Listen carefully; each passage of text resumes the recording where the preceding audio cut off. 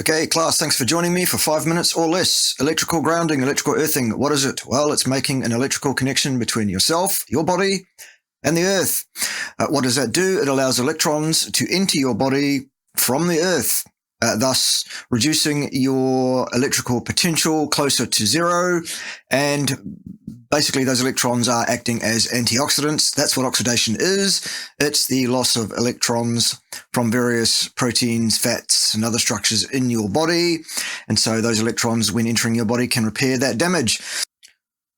Why is grounding important? Well, we're not sure, but basically what we can say for sure is that as we evolved as a species over the last, looks like, actually now, we've been saying 4.5 million years or so, as human-like species, and about 300,000 or so years as human beings specifically. Most of that time, we've been electrically connected to the earth. We've walked around with bare feet. We've slept on the ground.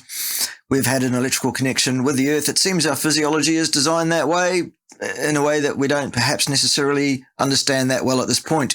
Nonetheless, there are a number of effects that have been reported in the literature which may or may not point to being electrically grounded, being supportive of human physiology. Let's talk about those things. Proposed effects of electrical earthing, electrical grounding that have been reported in the peer-reviewed literature.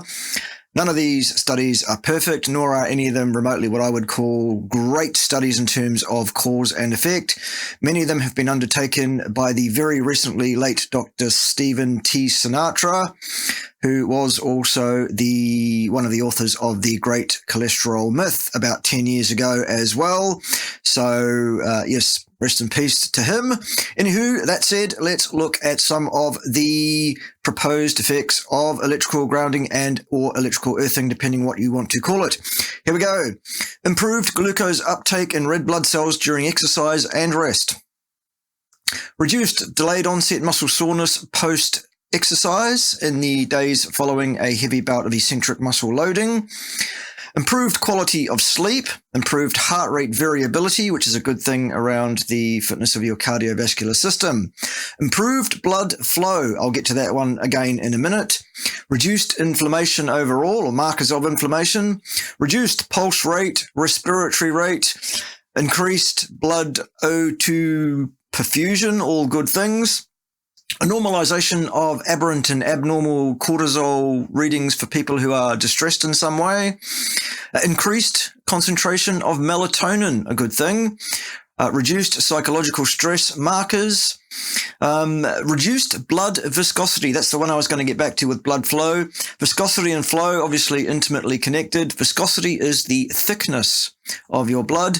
And actually, the second you ground electrically, the viscosity of your blood reduces by a factor of 3. Incredible. That's because of the attraction of the electrons to the outer membrane of the red blood cells, thus coating them with a mutually repellent layer of electrons, thus meaning that all the blood cells spread out evenly amongst the blood, and thereby there's no clumping and the effective viscosity goes down. Fantastic. Okay, what's next? A brainwave activity changes from fight and flight to rest and relaxation immediately, pretty much, within minutes of grounding, and back again when you disconnect from the ground. There's expedited wound healing. Wounds tend to heal more rapidly, is what that means. There is an improved autoimmune symptomology in people with autoimmune dysfunctions, and improved hormonal balances of all kinds have been reported as well. So there you go. There it is in a nutshell. Does it work? Who knows? Is it worth trying? I would say so, absolutely. I certainly do. Pim and I sleep grounded, have done for several years now, and we swear by it. Well, I do anyway. Well, I don't swear anymore because I'm not allowed to, but you know what I mean. All right, thanks for joining me. Join me next time when I'll tell you about something else that's interesting in 5 minutes or less. See you then.